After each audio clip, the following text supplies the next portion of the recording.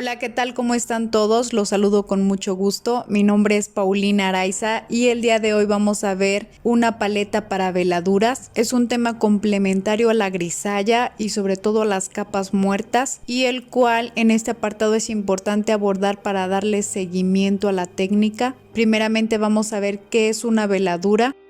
La veladura consiste en una capa muy delgada de pintura diluida en un medio. El medio que vamos a emplear en esta ocasión es un medio que está compuesto por 50% aceite de linaza y 50% aguarrás bidestilado o trementina. El medio va a ser como nuestra barniceta con la cual vamos a diluir el óleo. Esto de forma que al aplicar el óleo sobre la capa inferior, que debe de estar seca, se transparente. ¿Y por qué nuestra capa inferior debe de estar totalmente seca? Esto es para que ambos tonos no se mezclen de manera homogénea. Esta capa creará una mezcla óptica con el tono inferior sin ocultarlo, lo matizará, y con matizar se refiere a que le va a dar una tonalidad diferente, puede virar hacia un color. Esto de manera que si por ejemplo tienen ya una obra casi, o mejor dicho, ya terminada y quieren modificar un poco la atmósfera, esta es una manera muy sencilla de modificar todos los colores sin tener que volver a crear sus mezclas. Es decir, el matiz que le van a poner es mínimo. Es como si a una fotografía le ponemos un filtro. Esta capa también puede saturar. ¿Y a qué se refiere con esto?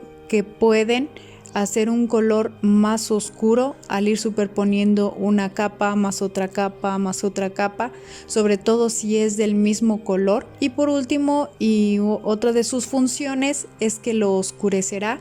Generalmente cuando trabajamos con veladuras sobre una pintura inferior, en este caso que pueda ser la grisalla o alguna capa muerta, podemos oscurecer nuestros tonos. Por eso una de las características muy importantes de la veladura es que se trabaje sobre tonos más claros. Es así como el color que se ve es el resultado de la mezcla del color inferior más el de la veladura.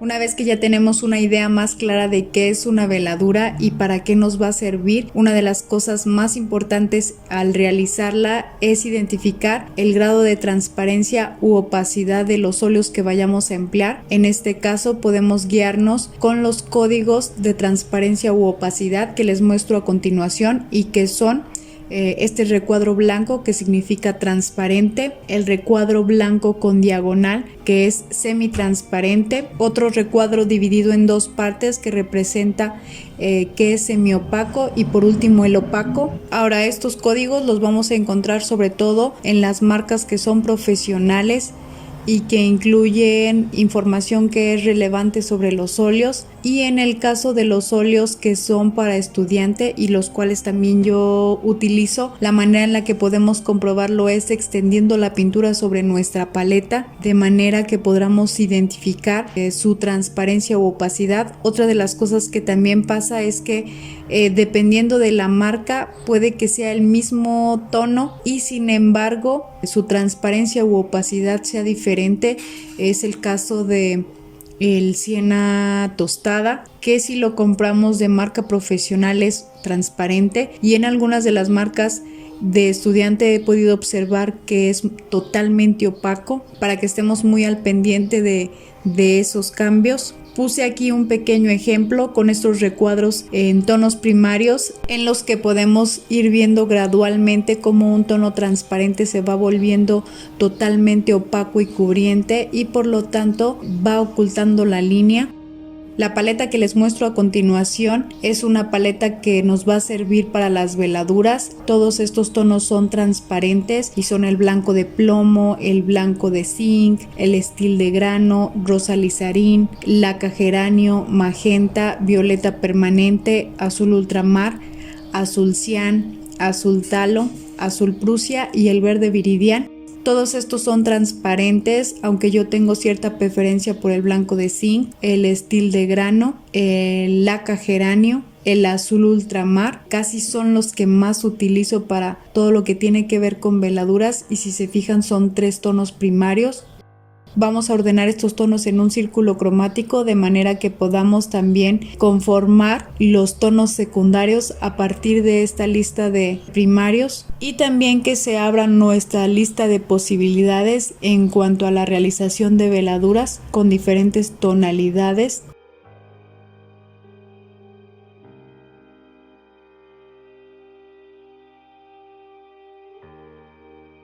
Para realizar nuestra lámina voy a comenzar por preparar un gris medio. Este lo voy a hacer con pintura acrílica de manera que el secado sea muy rápido y posteriormente pueda trabajar toda la paleta transparente para que puedan ver precisamente esa transparencia que distingue a todos los tonos mencionados con anterioridad.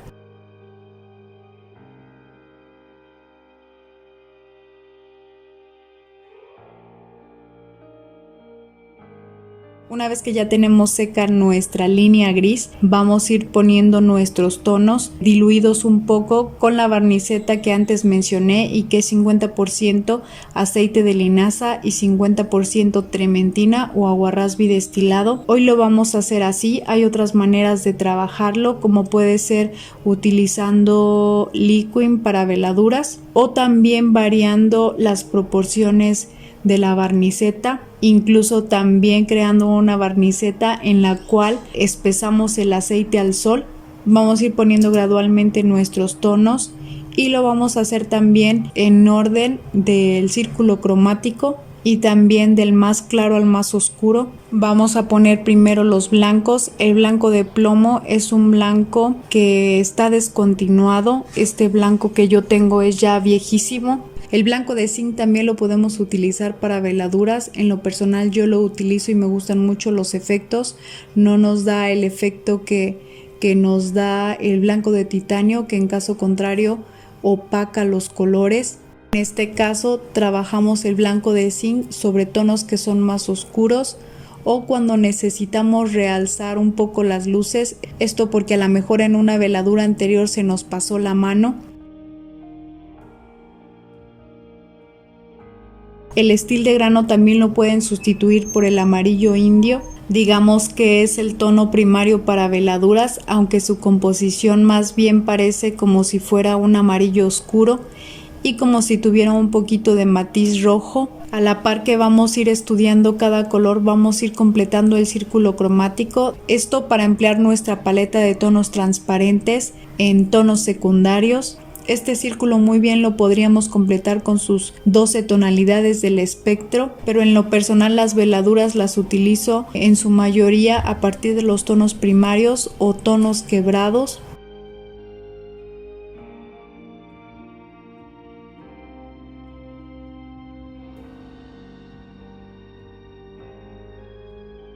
En el caso de los rojos, el rosa lizarín, yo lo veo un tono totalmente neutro.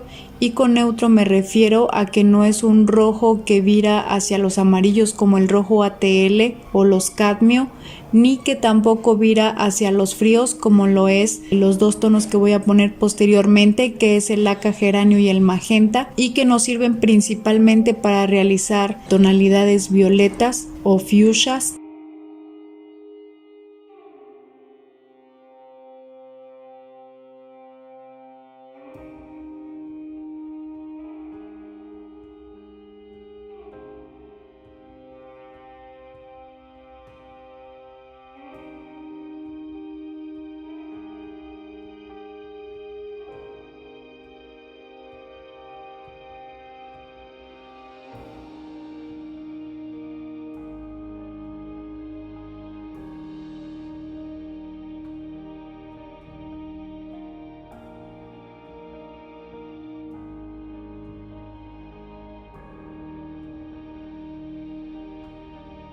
En el caso del azul cian, tengan mucho cuidado con este azul. Es un azul que pigmenta bastante, incluso cuando hacen las mezclas entre tonos que son transparentes, la cantidad que tienen que agregar del azul cian debe de ser mínima para no tornar su mezcla totalmente al azul. Es un azul que les va a dar tonalidades verdes más vivas que si utilizaran cualquier otro tipo de azul. Tenemos el azul talo y el azul cian son muy similares. con la diferencia que el talo no tiene tanta pigmentación como el cian.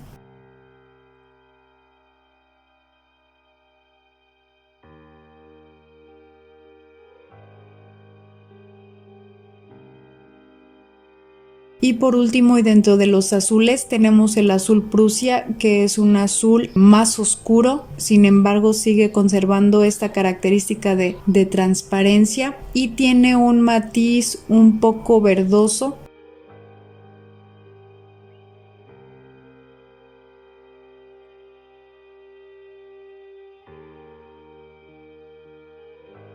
Tenemos ahora el violeta permanente. Este violeta muy fácil lo podrían componer con la mezcla de el magenta o el laca geranio con el azul ultramar. ¿Y por qué con el azul ultramar? El azul ultramar tiene un matiz cálido, es como si tuviera en su composición un poco de rojo y por lo tanto le permite conectar con los violetas.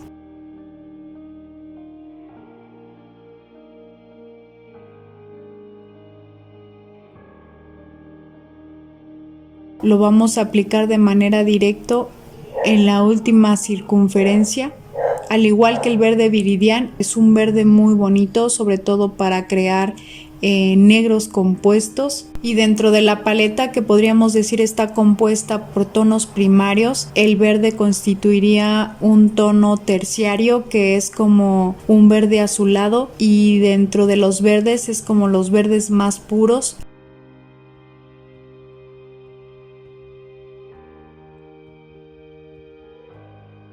Una vez que ya completamos todos los tonos dentro del círculo cromático y que corresponden a los tonos primarios, vamos a ir realizando mezclas entre ellos y vamos a observar también que hay algunos que al mezclarse como tonos secundarios se oscurecen un poco entre sí. Vamos a comenzar por realizar la mezcla de los naranjas, los cuales al realizar la mezcla transparente son muy similares, independientemente del matiz de los rojos. En el caso de los verdes podemos observar que en su mayoría se oscurecen un poco, se hacen como si fuera un verde seco. Es el cian el que conserva un poquito más esta tonalidad más pura del verde. En el caso de los violetas, las mezclas son muy similares, esto hablando de los tonos transparentes. Si esto mismo lo realizáramos con tonos opacos, la diferencia es mucho más marcada. Hay algunos violetas que se oscurecen o tienen una tendencia un poco como marrón.